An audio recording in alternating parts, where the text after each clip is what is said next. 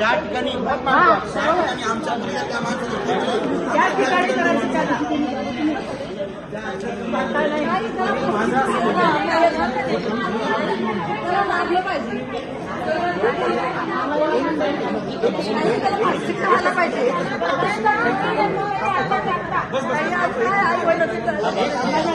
एक मिनिट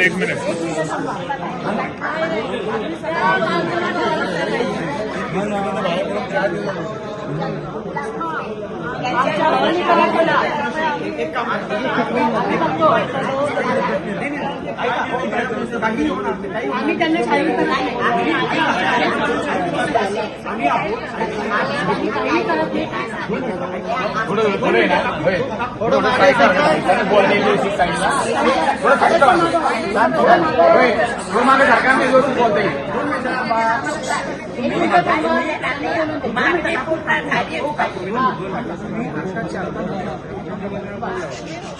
सगळे शांत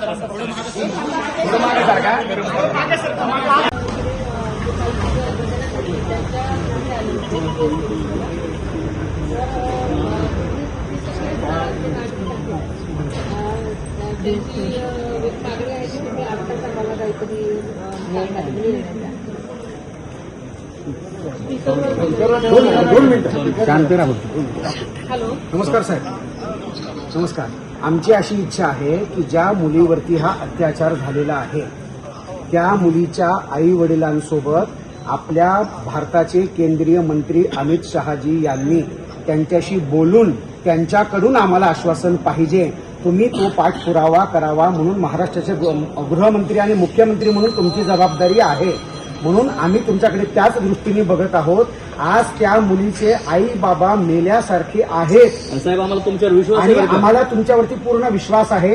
म्हणून तुम्ही आत्ताच्या आत्ता सुनेत्रा वहिनींना सांगून अमित शहाजींचं बोलणं आई वडिलांसोबत करून द्या. तोपर्यंत आम्ही त्या मुलीचा अंत्यसंस्कार होऊ देणार नाहीत. त्या माणसालाच आमच्या त्या माणसाला आई वडिलांसमोर आणून त्या आई वडिलांनी ठेचून काढायचे.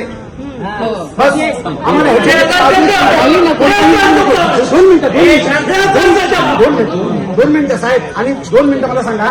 फास्ट ट्रॅक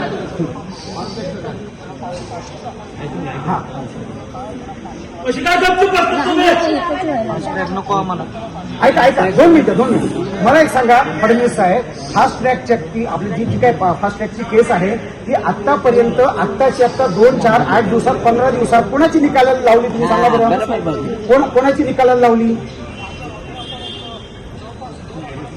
2 आठवडे नाही साहेब. 2 आठवडे ते जमीन त्या माणसं 2 आठवडे. शांत व्हा. फोन चालू आहे.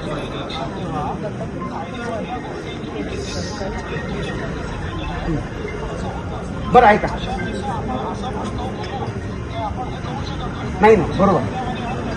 बरं आम्हाला भडकवून बोलायचं नाही. पण मला एक सांगा, जर न्याय व्यवस्थेने जर त्याला 2-4 शिक्षामध्ये जर त्याला बाहेर काढलं जेलच्या आणि तो मस्त मोकाट फिरतोय आणि असे बलात्कार करत फिरतोय, मग न्याय व्यवस्था तेव्हा काय झाली होती? तेव्हा तुम्ही म्हटले का त्यांना कायदा वगैरे हातात घेतला नाही घेतला?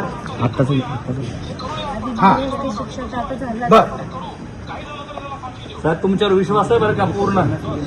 सुनेत्रा वहिनींना सांगा की जोपर्यंत त्या आई वडिलांना अमित शहाजी केंद्रीय गृहमंत्री म्हणून 2 मिनिट